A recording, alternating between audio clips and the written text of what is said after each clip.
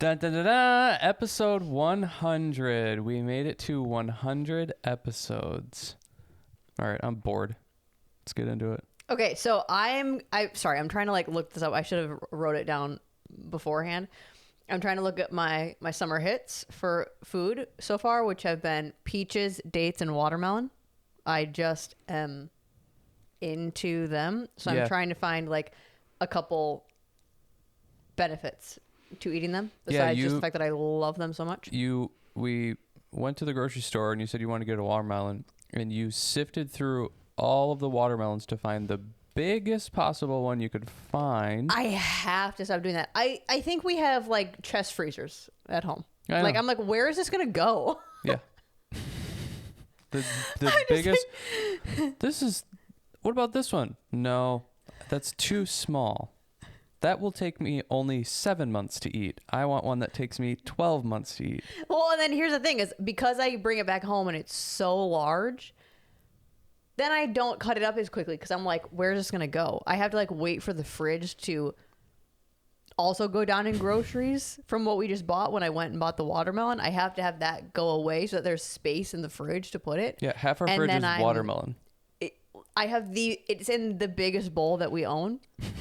And I just have to keep chipping away at it and make it smaller and smaller. I do. I have to start getting way smaller ones. It's like crazy. In the old days where they had the ice block and they'd chip away ice to That's what I'm doing with watermelon. drinks. That's your watermelon. Yeah. You're just chipping away watermelon.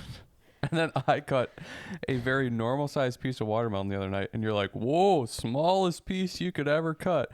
Look at how thin that is. Like, this is normal. You're not normal what you do. You eat half a watermelon at a time, and then you go, I'm bloated.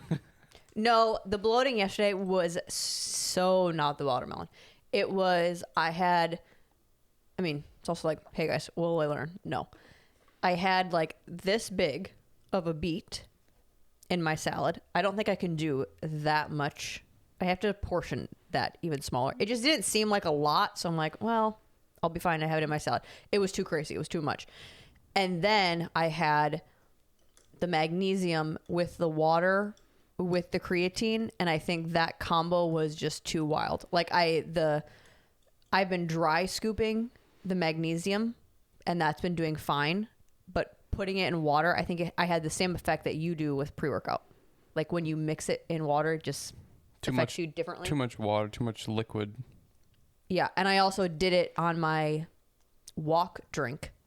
So I had a huge water that I'm chugging the whole walk. So it's like I'm also just having... It was too much. Speaking of beets, this is a little beet juice we got going on here. Nicotine beets, I'm going to be pooping all day. And it's going to be red. It's going to be red. So I am happy that I did that, though, because we're not using a juicer right now because ours was broke, and we were using that every single day.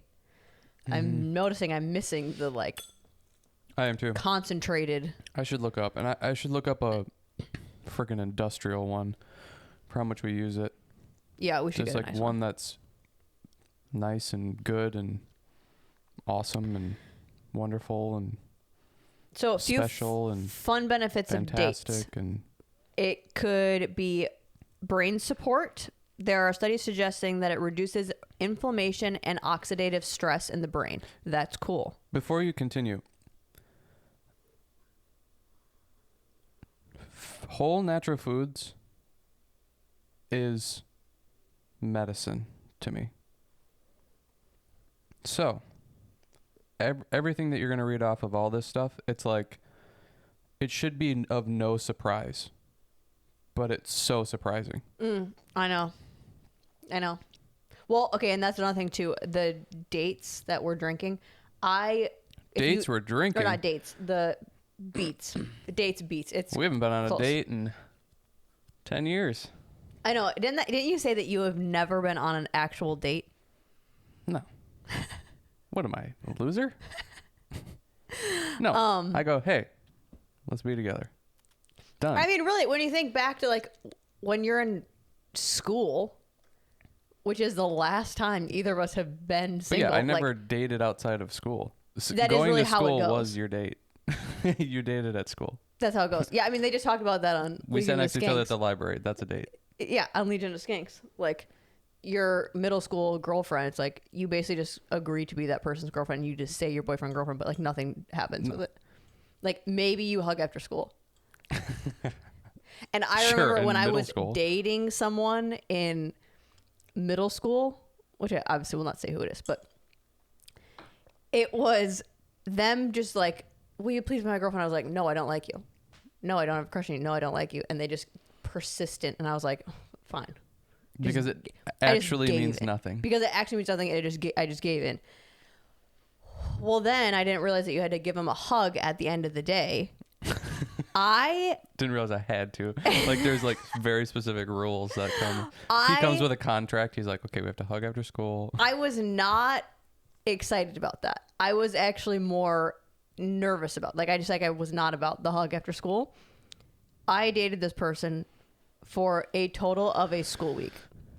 This person got sick for 3 out of the 5 days who was not at school, and I was like, perfect. Got out easy. Got 2 out hugs, of 3 I'm out. And this person was me a week ago. No. I remember there was one time in between, like, you know, when you had like a certain amount of time to get to your next class. Like 3 minutes. How crazy is that? There was 3 minutes.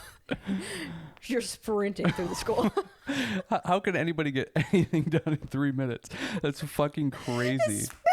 Especially if you're like, your locker is way crazy. I mean, the amount of preparation you have to do as a kid in school of like, okay, this class, to go to this class, I need to have this book. So I need to go back to my locker 3 hours beforehand so that I don't have to go back this time. Like, that is a reoccurring dream I have of being back in school, and I don't know my school schedule. So I'm just like, I don't know where to go for the first class. I don't know where to go to the second class.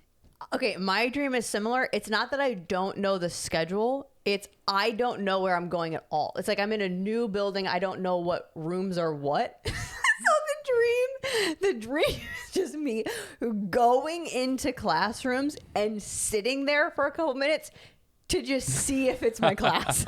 Like, nah, this doesn't seem right. And then the dream is just figuring out a way of how to get out of the classroom without it being obvious that like I was stupid. I didn't know where I was going. Like I never ask for help or like, where am I going? It's just, I'm trying to figure it out with no one recognizing that I don't know what's going on. And that's the dream. But it's weird because the building is the same every time in my dream. Yeah, that's weird. Mine is just like the high school we went to, but yours being a whole created new building. Yeah. Dreams are weird, I huh? feel like there were so many things I was just saying. Oh, okay. There was one time in middle school where it was like the 2 hours, 2 classes, I stayed in the same room. Like it was like a lit lang class mixed with a homeroom or something. I don't know what it was, but you like went to the same room. But so it was like 3 minutes of just go somewhere and then come right back to the same spot. We were texting or something, and you said that the next day, and it was almost like threatening. Careful. You said now. that you were going to come upstairs to my level and talk to me and then go back down. I was panicking about this because I'm like, what are we going to talk about? Like, what does he want? I'm freaking out about this. But I'm also like excited because I'm like, okay, he's going to come and talk to me. This is going to be awesome. You didn't do it. You didn't come up and you didn't talk to me. Then later that night, I'm like, hey, what was up with that? You're like, oh yeah, I forgot. Gotta keep them on their toes. Just the foreshadowing to the rest of my life that moment was going to be. What? Being like, this guy's going to forget about you for the rest of your life. He's going to say, he's going to come and talk to you, and then he's going to forget about it. You gotta keep them on their toes. You can't give them everything they want. You gotta be mysterious. Yeah. Thinking about that, like, which you don't remember even being friends with me or talking to me, like, We met yesterday. I'm like not in your life at all before. Yeah. Every time I'm like, podcast with who?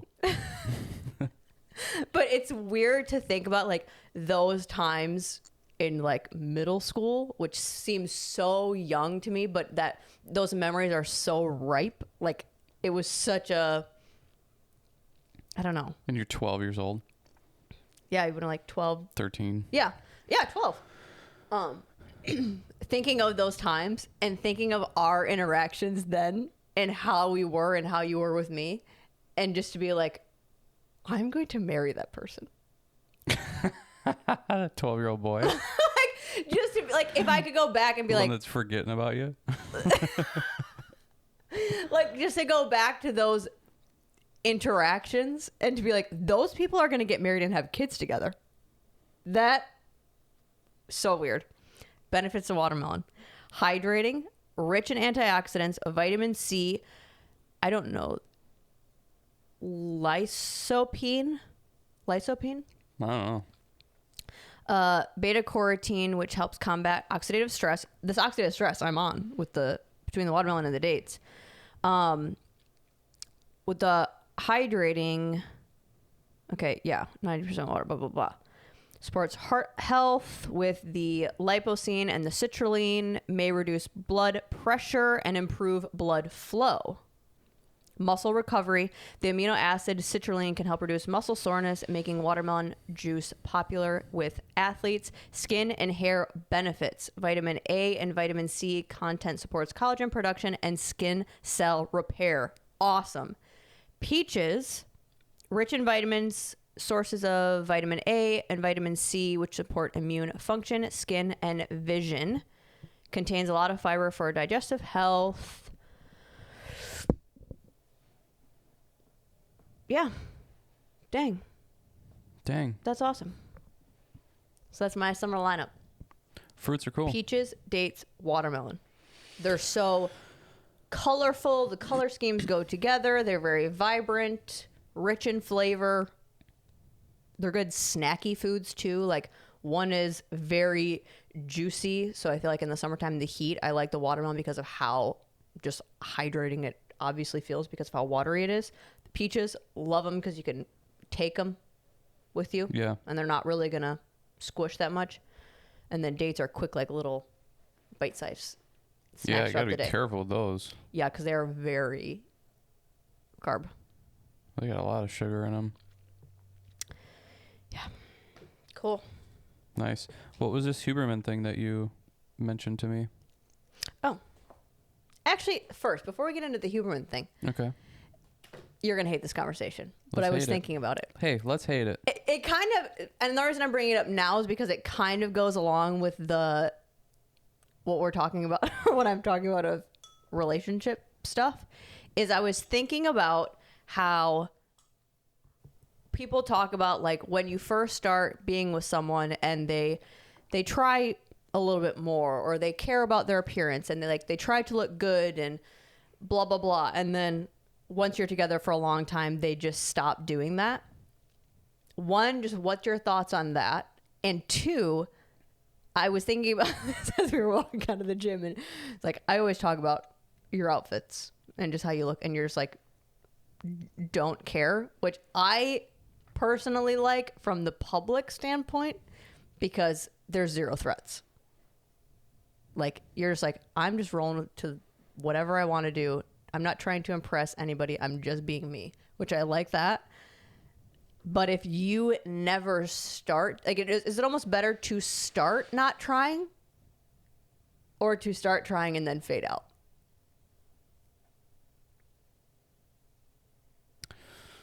Oh.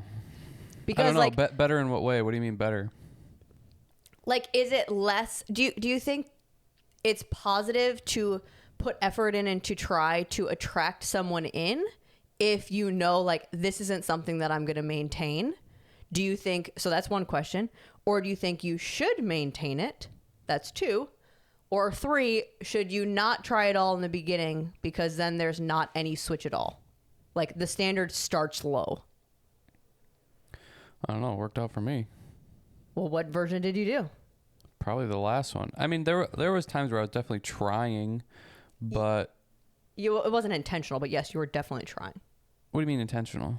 Like, I think of you in high school and how you looked and acted. That's what attracted me to you, to where that's not how you are at all anymore. But you weren't intentionally, well, I don't know, maybe you were.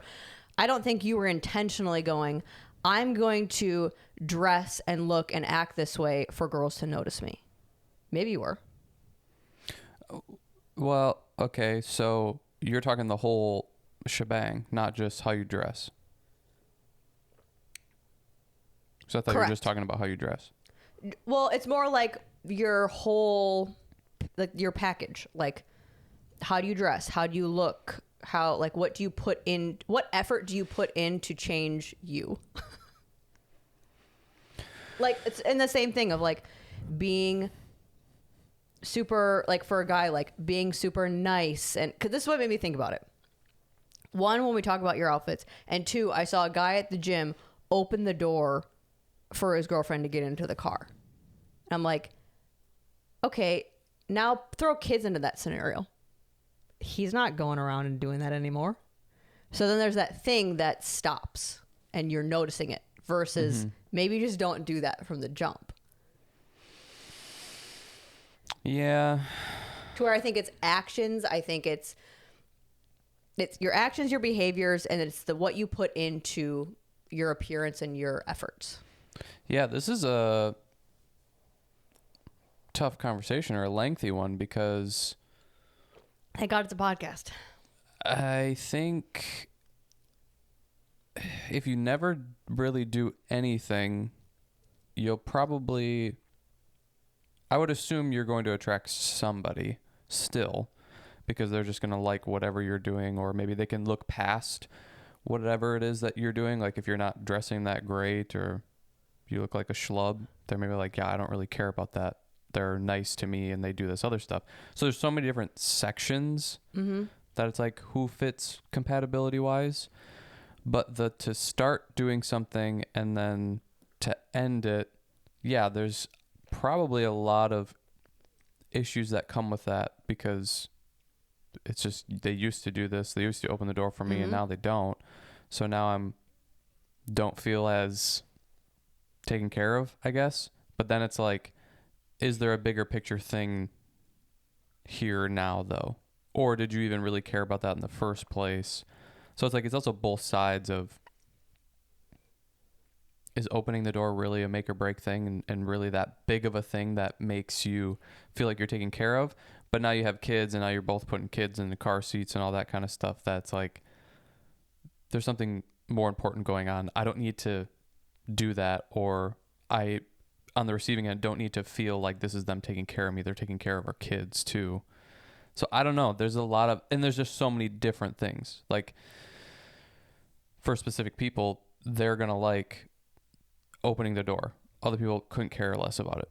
Some people want you to look presentable and look really nice, and then other people don't care about it. Some people want you to make breakfast, and some people don't care about it. It's like, there's so many different things that could be, but I think a lot of it just comes down to the, like, having a perspective as you continue on the relationship. It's like, I wasn't making breakfast for you before, or lunch for you before, but now I am. You just keep adding things here, dude.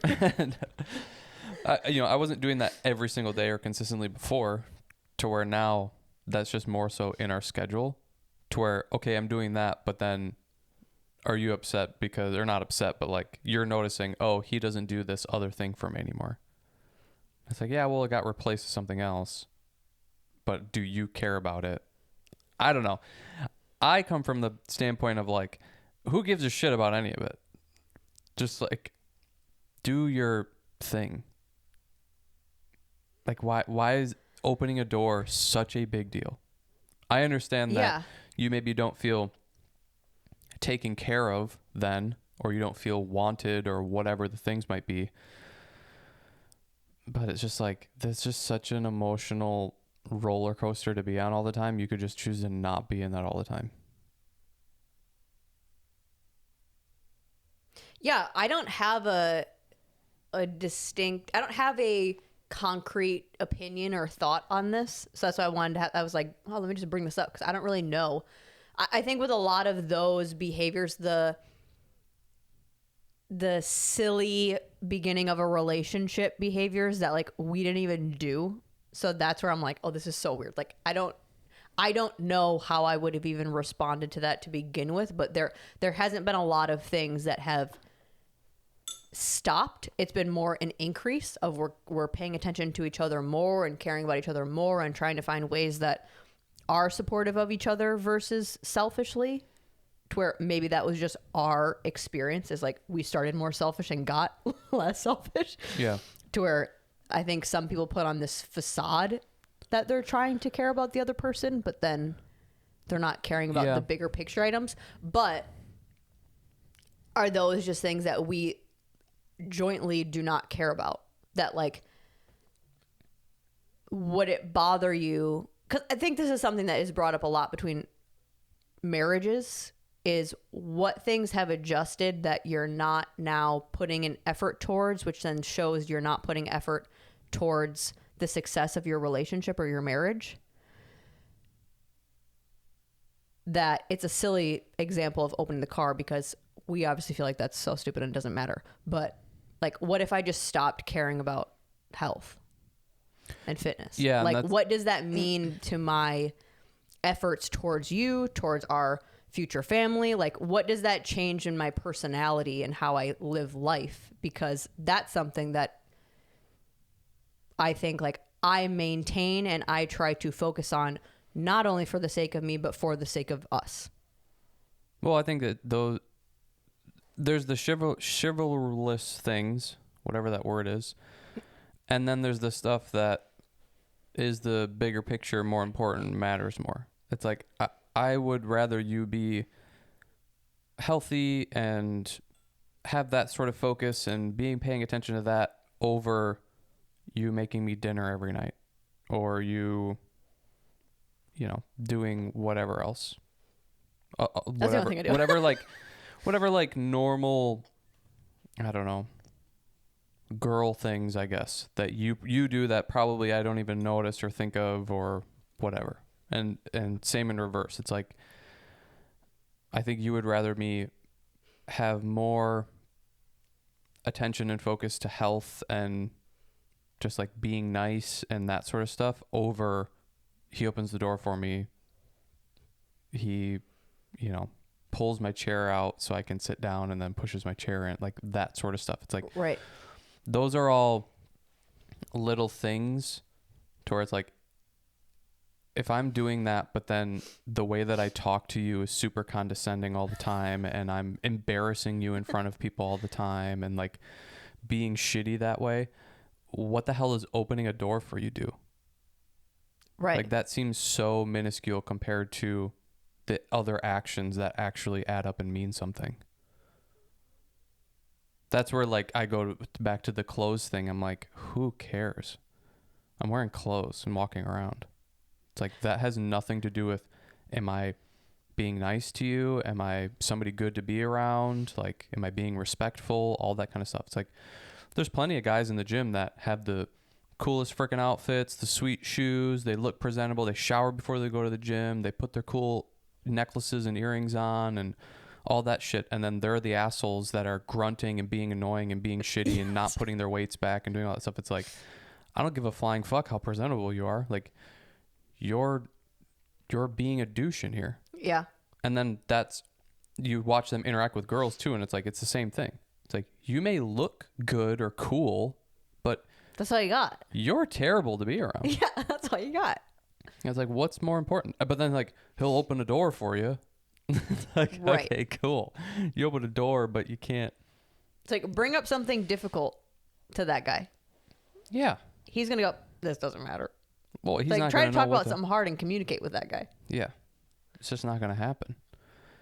So I think there's definitely priorities and levels to that stuff, to where what are you prioritizing? Are you prioritizing like, well, I want to make sure the house is clean and all nice for him and blah, blah, blah. But then like, you're constantly trashing me to other people.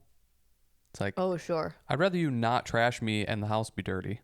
Like, the things you're picking out to prioritize and make important are not the things that are important. Yeah. So maybe that's kind of the thing. Like, this is a dead end conversation between us because I would like to say we've had a lot of conversations about this in a roundabout way of what matters to us, that we kind of already have those things played out of what to keep doing and what to not keep doing, to where maybe most people aren't having those conversations. So then they're like getting into this like, well, I'm married, so I don't have to care about these things. Or like, I'm married. It's like, I have you now, so I don't need to try to, I think it's like the continuation of pursuing that person, like trying to show up in a way that's still attractive to them. And like you want an attractive as in like your whole picture, like your whole package of what you bring to the table. But it has to read to that other person. Like you're saying, it can't just be what you think is important, but it's having those conversations to figure out what are the things that you want me to continue to maintain. Like what drew me to you and what is something that you want to see continue, and throughout time, like what just naturally evolves out because other things replace it. Yeah, I think we make a ton of assumptions all the time, and it's those chivalrous things that it's like, well, I'm supposed to open the door for them, or I'm supposed to, I don't know, do the chair thing. It's like they could not care about that stuff at all. It's like we're in a public place and you won't even pay attention to me. You're like looking around at everybody else and almost like you don't want to be here with me, but you push my chair in, to where I think both sides tend to do that stuff, and then they get confused on why. They're just so emotions in the moment. It's like, well, they push the chair in and they hold the door open and that's really nice, but then you're sitting there and they're not paying attention and you're like, I'm upset about this. And then he's like, but I opened the door for you. Like, doesn't that show that I care about you? It's like, you're not looking at the things that are actually important. It's like, there just needs to be a better level or a higher level of maturity. It's like, that stuff doesn't matter. It's you being engaging with them and asking them about them or talking to them, or just simple paying attention and simple, like, be nice to them and don't be a loser and a jerk and all that kind of stuff. Like, that stuff is the more mature things. That opening the door and doing all this other stuff like doesn't come close to that. But we make these assumptions and then we get confused why the other person's upset. It's like, well, you're making an assumption that I care about those things, and really what I care about is we're sitting here around a group of people and like you won't even look at me and you won't pay attention to me, or you won't check in on me, or you won't, like, you're not showing that I'm the person that you're with here. It's like you're showing up as a single individual and mingling with everybody else, to where it's like, no, we should be a joint group here. But it's the maturity. It's like, and that's where I think also being together for almost 10 years, the stuff that doesn't matter will like break away. Yeah. And then the stuff that does matter, you start to pay a little bit more attention to, put more time and effort into, because you're realizing, if I want to make this relationship work or last, I need to do the stuff that matters and not hold the door open every single time. I've never asked you this, but I feel like I have been, with the preparation of the next phases of life, figuring out what my role is in our relationship, and then like wanting to have kids in the next couple years, like figuring out what my role as a parent should be, and specifically as a mom, what's the difference that I need to bring or represent in the family. What do you think for guys specifically, what do you think the duties is not the correct word, but like the objectives or the mindset should be to a beginning relationship to as you get older, or like be married to someone? Because to me, they're different as a girl. Yeah, I don't know. To me, I don't think they're that different. I didn't really approach it that differently. It's like figuring out what the best, kind of how you fit in. Every relationship's going to be different. So you have to figure out how you guys are going to gel and kind of combine lives together and stuff. So if you're in the beginning, to me, it's like as much as you can be who you are, but focusing on those more important things rather than the opening the door and doing the stuff. Like that's the like high school boy way of operating a relationship. Like that will set you above the other kids because they're not Kids. yeah, they're not holding the door open or whatever. But that stuff just doesn't make a successful relationship long term, I don't think. It's the other stuff that I was talking about that You can open the door, but what do you act like when you're in the room? yeah, exactly. So to me, it doesn't really change that much. And for me too, like I wasn't going to try to be that much different than who I am unless I saw there was benefits to trying to change that stuff. Like when we first started dating, I definitely could be nicer. So it was just like trying to learn how to be nicer and trying to pay attention to you more. Like all the things I was talking about before, that's the stuff I was doing in the beginning of a relationship.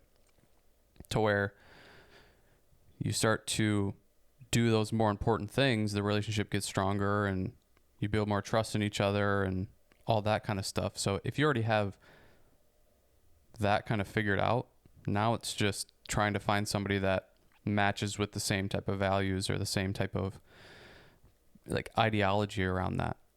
If you're trying to date girls that it's like they don't give a shit how shitty you are to them, but you hold the door open, probably not the type of girl you want to be with. It's like they just have their values and their structure all messed up. To me, that's just not going to be a long-term thing because What if that's what the guy cares about too, though, is those surface level things on the opposite side. hey, go be together and stay the fuck away from me. Have fun. Yeah. But like, if you want something that's fulfilling and enjoyable, I don't think that's a great way to go about it. Sure. And I mean, a lot of it is just trying to find somebody that has generally the same values and the same ideas around this stuff. I don't see, I mean, divorce is like over 50% now. Mm-hmm. That's like, okay, so are we looking at the wrong things? They're not liking my Instagram post. It's like, what? They're sitting right next to you. They took the picture. Yeah. Like, They were the one that took the picture. What are we talking about? How about they took the time to take that stupid picture of you? Yeah. And they didn't want to do that. Yeah. And they were embarrassed to do that, and they did it anyways. Yeah. Yeah. They're not commenting on every photo saying how attractive I am. And then they're like, oh, but all these other boys are, so maybe they're the ones. And That is a huge red flag to me. Like, if I see couples being overly coupley on platforms, their relationship is pretty bad behind closed doors. It's the people that are Probably. solid behind closed doors that don't really talk about it or don't really push it out. because they don't need to. They know what's important. And it's not even that I don't even know if it's the importance thing. It's the covering up or maybe almost like putting on the show to themselves that like, yeah, we like each other. This is going good because we post pictures of each other and they comment and they're overly appreciative of me in their comments. But do they show up and show you that appreciation by their actions? Do they even say that to you in person or can show it in a way that translates to you? Or is it just on the And that to me, Instagram? that shows the lack of maturity. It's easier to write a comment, like a post, than it is for you to sit down and have an actual conversation. Or to like work out things that are maybe not going well and difficult and stuff you don't like about each other or assumptions that you're making that aren't valid and don't need to be there and that sort of stuff. It's like, it's easier to just, let me make a comment that, oh, you look so great. It's like, okay, well, that's a cute Band-Aid for a little bit, and you could keep putting Band-Aids on it, but when the big soul problems are still existing and still there, I don't see the longevity in that relationship. Mm-hmm. Yeah, that's interesting. I like looking back, it's like, oh yeah, I would have done things. I don't think I would have done things differently. I mean, obviously things just didn't matter that I thought mattered, but it's also like I was dealing with young 20s brain development and emotions. Like you only can work with what you got, sort of thing. But I wish I would have. And again, we've talked about this. Like, it's also what you're showing your partner. What behaviors are they showing that you're just reflecting off of that? But I think some things, one thing that I prioritized early, but I wish I would have done it even more so, and where I think my role as a older person in a relationship, at least with a guy-girl relationship, because maybe this would be different, you know, just based off like how girls would act. But I think it's important if you're a girl to really hype up and praise the guy that you're with. Like showing them the ways that they are awesome. And it might be cheesy or they could hate it, whatever. But I think it's a way to show them like you're top dog here.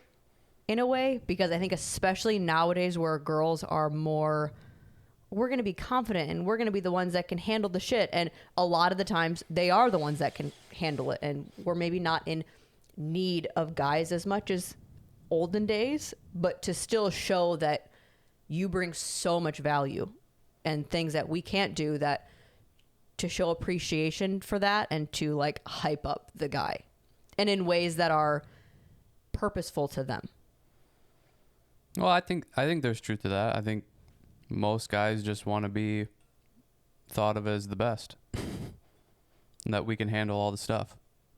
Yeah. So if your person is constantly showing you that and telling you that, it's like, cool. I'm doing what I want to do. I want to be the one that takes care of things, the one where shit hits the fan. I'm the one that figures it out, and you trust that I can do that. It's like them just having the ultimate trust in you that whatever happens, they can figure it out and do it.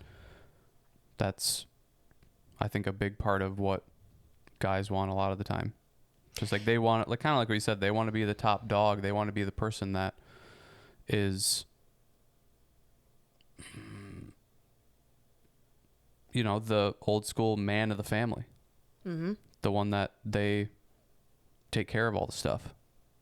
But you have to have that trust in them too. They want to feel that trust. It's like if something hits the fan, I'll figure it out, but I don't know, like, yes, it's nice to hear that you would think that I can handle all that stuff. And I think doing that with actual, not just words, but like asking you to help with things that I clearly could do, but it's like, I don't know. Like, I grew up in a divorced family. So there wasn't a clear man of the household thing. And I'm also the oldest sibling. So I think I take on, I'm not a figure it out person like you are. So I do give up pretty easy when it comes to like, oh, I got to figure this out on my own. I will naturally just put it on you because it's just a default of mine. But I think in a natural or normal scenario, you're looking for the guy that will replace your dad. Or an older brother or so whoever is the man of your household, depending on your family dynamic. Like you're looking for that person that's going to replace that. I mean, that's literally like in the wedding ceremony. Mm-hmm. Is your dad gives you away to the guy. That's like, it's that replacement of you're going to be the person that takes care of these things now, that giving your person, your boyfriend, the opportunity to do that. And like being intentional about that. Yeah. Well, yeah. I mean, it's also practice, because it's also in the beginning of relationships. You don't necessarily trust them yet. Yeah, and it's like But a way then to how like, can they do this? And then how do they gain that trust? Well, you kind of got to let them try to figure it out and do it. Yeah. Yeah, that is honestly like a good way to figure out your dynamics with that. And even so, like, how do you work together in that communication? Is it better if I just struggle with things and you normally pick up my pieces? Or is it better for me to ask you to do something, but then does that feel like I'm controlling you and making you do things? Like, it seems kind of weird and manipulative, but it's just figuring out how your dynamic works. Yeah, because I can also see that could be some annoyance from the guy's perspective of they're just telling me to do stuff all the time.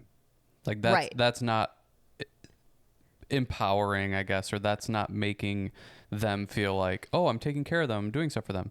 Maybe with some relationships, but I don't know. For me, it's like if you just were, I don't know, lazily sitting around the house all day and it's like, oh, make me breakfast. Oh, make me lunch. Oh, make me dinner. Oh, do the dishes. Oh, put the laundry away. You're just telling me to do stuff. That's like you're telling me to do all these busy tasks and just stuff that you don't want to do. Right. It's not like you're trying to show that you see me as the person that can take care of stuff. It's like, oh, hey, I've been struggling with this and I can't figure it out. Well, can you try, or can you do it? And it's like, okay, yeah, now I'm in it and trying to figure it out. But it's like you just giving me minimal tasks to do, like I'm your little servant boy. Right. Like that's not the way to do it or approach then the female has the power. Like you're not giving your power to the guy in an appropriate, like, healthy way. No, yeah, and there's no trust being built between that. It's like, obviously I can make dinner. What are you talking about? Right. It's like, that's crazy. Right. Yeah, I don't know. But it's also from the guy's perspective too, like you can't be a little puss when they're asking you to help with stuff and you're like, oh, I'm just so busy. I just have a lot on my plate. I can't do that. It's like, well, there goes the trust. when shit hits the fan or something happens and they need you and you're like, but my plate's too full and I have too much going on. It's like, good luck having the respect and the trust from the person you're with then. Especially nowadays, I think that's a dynamic in a relationship that is leading to the divorces. I know I'm like all like what is leading to divorces today, but I think that is a piece of it because, again, girls nowadays or women nowadays, I'm not saying all of them, like it's still a percentage, but I think a percentage of girls are going to then take that and go, well, I can definitely do it, so I'll just do it. And then now next time I'm not going to ask you or come to you because I'm not going to take the time for you to not do it. So I'll just figure it out and do it myself. Yeah, and I don't want to see you be a baby. Yeah. So I can just avoid seeing you be a baby. Right. Right. Then I think that just turns into even furthering your driving down the same path of women going like, I don't need you. And honestly, like, you're another task I have to deal with and you're in the way. Yeah. Versus seeing what they can bring to the table. So yes, I guess the same thing. You have to, I think in some scenarios, you have to give a little bit more before they show you. Like I heard this about someone talking about parenting, like setting the standard for your kids because then they will match that or live up to that because they want to, like, they just believe you. They believe in you and what your thoughts are of them more than they do their own a lot when they're younger. They're like, well, if mom and dad said that I can do this, I probably can, because why would they tell me that if they don't think that I can? Sure. That, I think, same thing in a relationship, giving that to them and just see, like, let's see what they do. Not in a, like, again, manipulative way, but just going like, yeah, I want you to be this kind of boyfriend, husband, dad. So I bet you can do that. And just give you that responsibility. Yeah, when it's like, I want to change careers or change jobs. And instead of going, well, I don't know, I don't think so, but being like, yeah, you could do it. Yeah. You can figure it out. Like, we'll be fine. It's like, that's a way different approach. And we've talked about it before too. Obviously, there's some stuff where it's like, let's maybe try to figure out a little bit more details together, or let me bring up some things that maybe be issues and see what you think about that. Because it's also just the blind give all your power and let him control everything. That can be dangerous as well. So it's like you have to look out for yourself too. But there's definitely a happy balance in there where everybody's getting what they want or getting something good out of it. It's not just a manipulative act or, I don't know, some weird game to play. And it's like, it's sounding way more manipulative the way we're talking about it than I think it is. It's like, it's these natural occurrences or natural things that come up that it's like, I can either choose to like not trust them and give them that, or even practice the trust, or I can practice trusting them and hopefully they can do it. And also putting my own expectations aside of like, well, they didn't do it the way that I wanted them to do it, and that's not exactly how I like it, to where it's like, well, he did his own version and it's just as good. It's just different than what you would do. So there's a lot of like emotional bullshit that's in there, but there is such a normal occurrence of that happening. It's not this manipulative thing. Because I think that giving that trust and that leap sometimes of like, yeah, I think like take that job scenario of like, yeah, I'll back you. Like whatever you want to do. It's like, I may not believe that, or I may not be like, yeah, 100% he's going to figure it out. It might be like, oh, this might be kind of scary. But that, I think that also can read to that other person of like, yeah, and they still were there. Like they still were supportive, or still were like, yeah, screw it, let's go for it. That leap of, I'll do this even though I'm going in blind. Well, yeah, and then from the other person's perspective, it's like they're showing belief and trust in me that I can figure this out. That's going to be fuel to accomplish the thing, rather than they're like, you can't do it, I don't think you can do it, and they're tearing you down, and now you're trying to do it from that point of without any help, without a cheerleader, without belief and support. Like you could just make it easier on them rather than making it hard. Yeah. Yeah. Okay. I think that's interesting. What's the Huberman thing? You don't think we're done? No, we have like 10 more minutes. Woo. Okay. Trying to get out of this, huh? What? You're trying to get out. No, I'm not. Let's go to something. I have something different that I think could be a quicker wrap up, to where the Huberman I think would lead more into a different conversation. So I was thinking today, what do you think is the better approach? And maybe there's no approach, but just thoughts. Thinking of yourself with what your weaknesses are and what your strengths are. Do you think it's better to fix your weaknesses or lean into your strengths? I don't know. Let's be done. Okay. See you next week. Another just so loaded and specific. I know. I was thinking very philosophical today. Yeah. Holy crap. Because I was thinking about it in terms of, because I was listening to Mind Bump and a guy called in and was talking about he is a firefighter, but he wants to, I don't know if it was like real estate or something. He kept saying like he has these other opportunities to take advantage of, but he loves being a firefighter, but he knows let's just say it was real estate, because I'm almost positive it was. In real estate, he'd be able to make more money, to where he's like, okay, I can make more money over here. I'd be able to provide for my family more. I'd be able to pay off my house and blah, blah, blah. But he loves being a firefighter. That they're, through the conversation kind of talking about, he is a guy that will, like, his work ethic is really strong and he'll figure it out. And he's someone that will put in effort because they like knew him from something else. That it kind of doesn't matter what he chooses because he will make it work.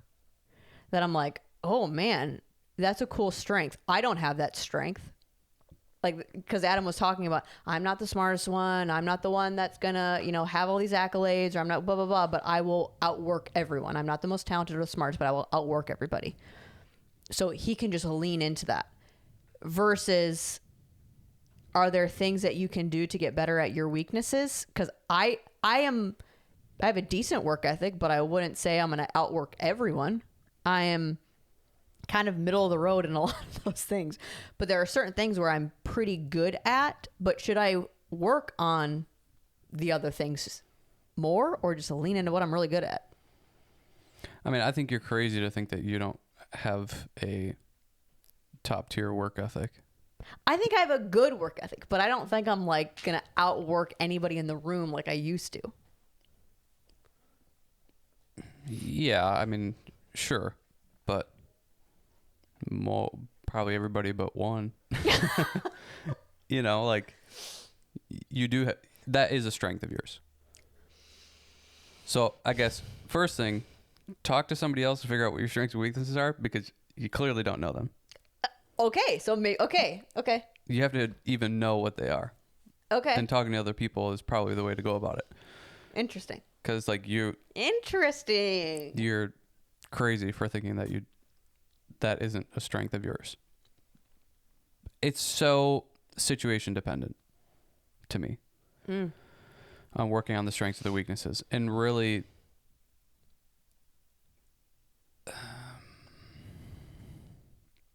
yeah, I don't know. It's so situation dependent, because if we're in the gym, I'm like, work on all the weaknesses. I know. I was really only thinking about this for like careers or like jobs. Yeah. To where working on your weaknesses in the gym, like there's no, what your strengths are, there's just not as, there's not as much like potential, I guess, to get to unless you work on those weaknesses. But you look at a bunch of these people in the career fields, and there's certain jobs or there's certain whatever, they've only worked on their strengths. It's like Elon Musk isn't going after what his weaknesses are. Probably he's probably just going after what I'm good at, and I'm going to continue to push that direction and continue. Elon Musk is not like, you know what's a weakness of mine? Peanut butter. I need to figure out how to produce a worldwide great peanut butter. It's like, no, he's going to stay in his fields of, you know, electric cars and satellites and tech stuff. That's what he's going to do. So with the career thing, I don't know. Maybe it's just figuring out what feels like it's holding you back more. Is it your weaknesses are holding you back, or is it you're just not pushing the strengths as much that could continue to push you through? Because like I think about that with personal trainers. There's a ton of personal trainers that are very specialized. It's like, I'm a weight loss personal trainer. Well, my weaknesses are athletes, so maybe I should start doing that. It's like, well, no, you could get all of the clientele you want with weight loss. You could live a super fulfilling life helping all these people and make a bunch of money from it because you're the guy to do it. So why not just push in that direction and do it? I don't think working on your weaknesses is necessarily going to propel you forward in the direction of money or clientele or that sort of stuff. But if there's something within your job, or, you know, say it's like doing the podcast, it took forever for me to start cutting up shorts and doing that because, one, work ethic, not that great. And then two, I don't really know how to do that or didn't know how to do that, to where that to me is a weakness of it. A strength of mine is like, I can edit the podcast pretty quickly. Cutting through the cameras, doing all that takes me maybe 30 minutes. So do we just do more podcasts and keep putting them out? Or do you work on the weakness and start putting shorts together? Well, the market is showing it wants more shorts, and that's what people watch. People aren't watching an hour podcast. They're watching the shorts. So working on my weaknesses is going to benefit me way more than just beating the same drum and going that direction. So like the guy that's the firefighter, well, what you're good at is firefighter, so you could just keep doing that, but kind of what's the goal? Is it to make more money? Is it to live a happy life? So you kind of got to figure that out, because those are two different directions that you could go. If you want to make more money, firefighter is not going to do it. So you then have to work on whatever weaknesses or just work on that other thing to then achieve more money.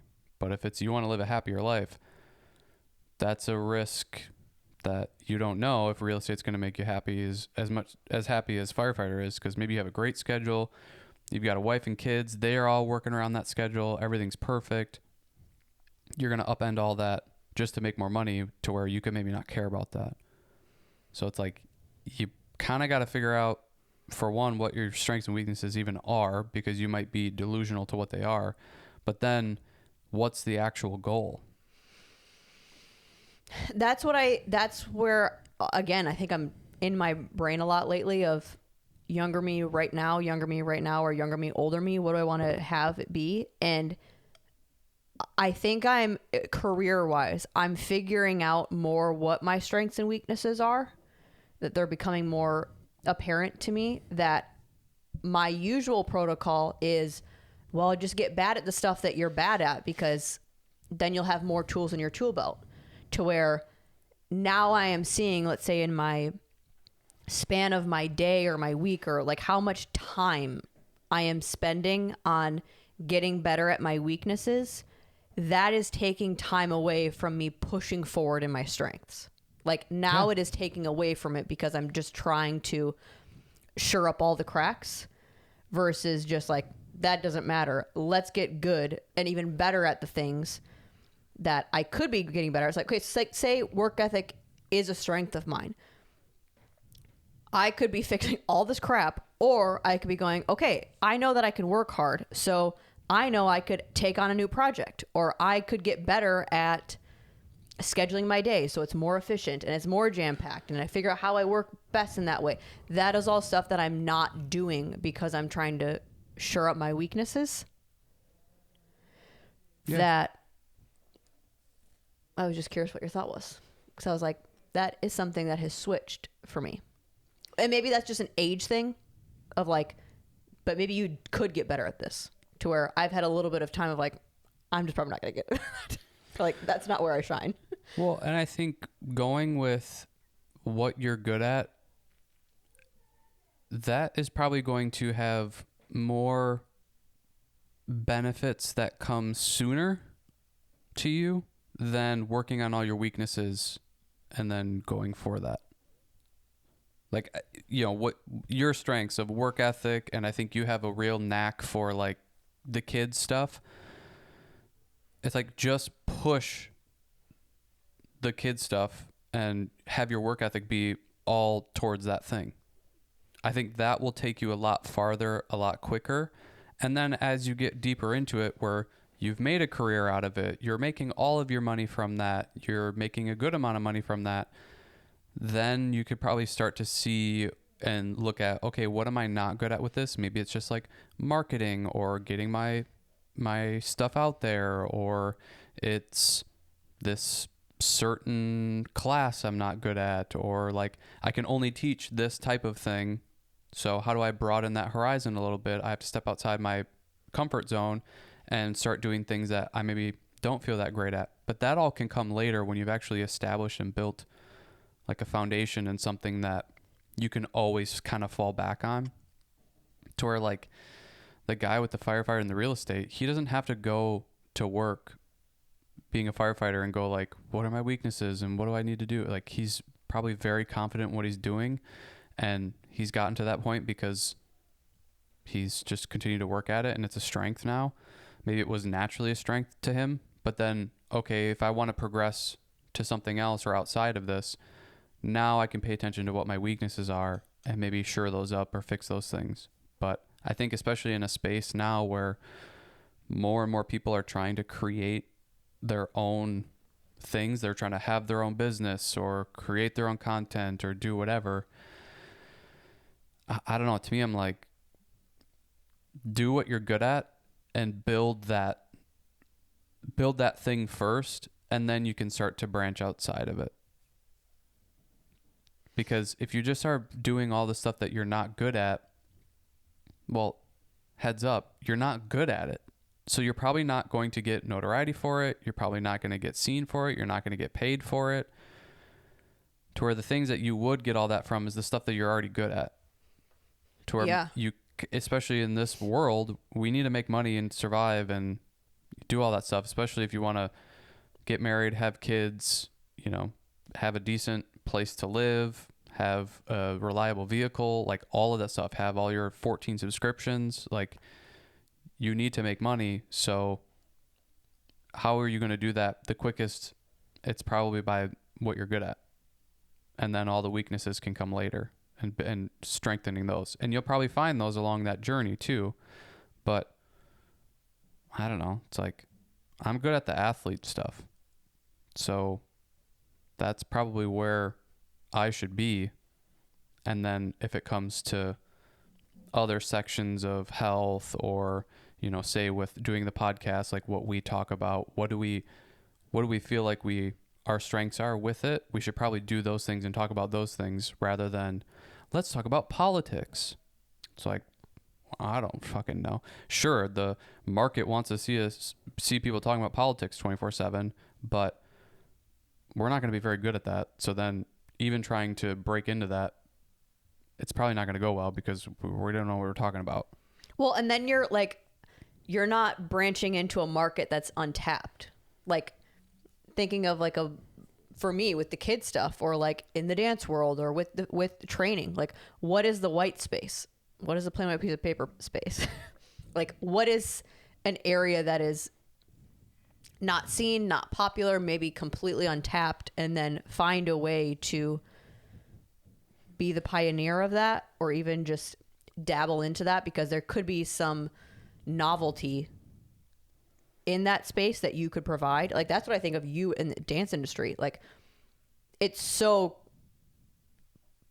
blows everybody's mind because it's just not been done, to where what you're bringing is not that new or innovative or crazy, but there's not a field for that. So it's new and it's different and it's not been done before. That, say with me with the kids stuff, I think there are so many avenues that are not looked into enough, and I think that's just people don't care enough about kids, or don't care about their development. It's just like it's a whole field of things that people just don't care about. I think that's why fitness is also great, is people are forced to care about it, to where people aren't as forced to care about kids. They don't think it's a thing that's going to make a difference, I don't think. Right. To where I think when I make them realize it makes a difference, then they're like, oh, well, now we need all of these things and all of these resources. Yeah. That it's just finding the untapped market. But that is also so easy for me. Like, it is, like you said, like, I have realized as I've gotten older, the things that I am good at are the things that I very easily get recognition for or make money off of. Mm-hmm. And it's the things where I'm like, I should be good at this. It's like, it's a struggle, to where the other ones are almost like, you can't get enough. Like, you're getting too much opportunities, because it's just like, yeah, you're naturally very good at this and you're naturally interested, so you're going to get better at it. That I'm needing to switch my brain, I think, with how I live in the career space, of not needing to get good at the bad stuff as much. Yeah. Which is so not how I think. I don't really agree with you with the find the untapped market part of it. I think that stuff can come naturally, and then hopefully you're positioned well and you're fortunate to take advantage of that. But I think it was Rich Roll has said, like, you don't need to find the untapped, like, you are the untapped market. You're unique yourself. Oh, wow, that's interesting. So the closer and more that you can just get to what your voice is, like, he will work with artists in the beginning, but doesn't really work with them later on, because in the beginning, he's able to pull out and help them figure out who they are and tap into that and just do that. But then as they get further into their career, they're starting to get influenced by everything else, because they're trying to find, well, nobody's making this type of music, or everybody else is doing this type of thing, and that's what's popular, so now I'm going to do that. And it's like, well, that wasn't you. So I don't subscribe to the find the untapped market thing as much, because it's like you're searching for something that maybe isn't genuine to you, and you don't have any sort of strength towards that.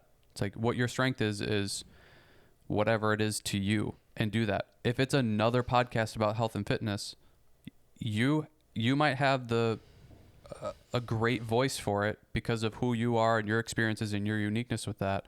So then you just do what you're going to do. Don't try to be all these other people, or like, you know, the political space is crazy right now, so let's be political analysts. It's like, well, you don't know anything about that. Or there's an untapped market for talking about this thing. What's happening in Estonia? It's like nobody... Sure, untapped market, but you don't know anything about that, and that's not your strength. That is a much better way to look at it. That seems easier. Yes. One, but then it's like also just honing in on, just like say the kid space. I do think the element that I bring to it is how I talk about it, the specifics of how I care about it, like coming from a fitness background and a care for kids just in a different way that, yeah. Well, think about true. this. An untapped market is elderly dance. Why don't you do that? No. Yeah, exactly. But it's like, why? Sure, it's untapped, but you don't have the strength or the want. Like there's the authenticity and being genuine about it. Yeah. That's what's going to, I think, push you further ahead or get you more to where you want to be, to where you're making money, enjoying what you're doing, and just having a good time.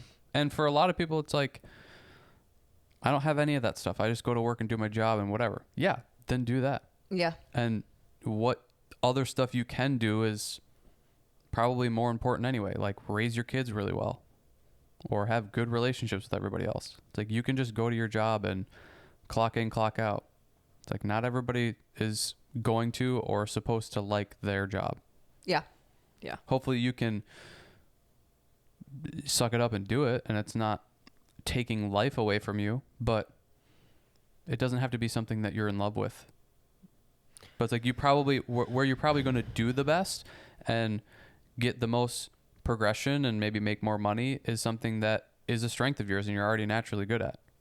Like and that's kind of where I'm seeing is like, if I don't really love either thing, it's like yes, you could say I have a work ethic or whatever, but there's also a version of me that's very lazy. That's like not even a little bit true. In say work, if I don't love it, or don't love it every moment, at least I'm good at this. Towards like, I don't really like this and I'm struggling. It'd be better to be just like, yeah, but I'm naturally kind of fine with it. Or like, it's not that hard for me to do. Versus this is hard and I don't like it. Yeah. Yeah. All right. Let's close it out. 100th episode. Came and went. See you later. See you later.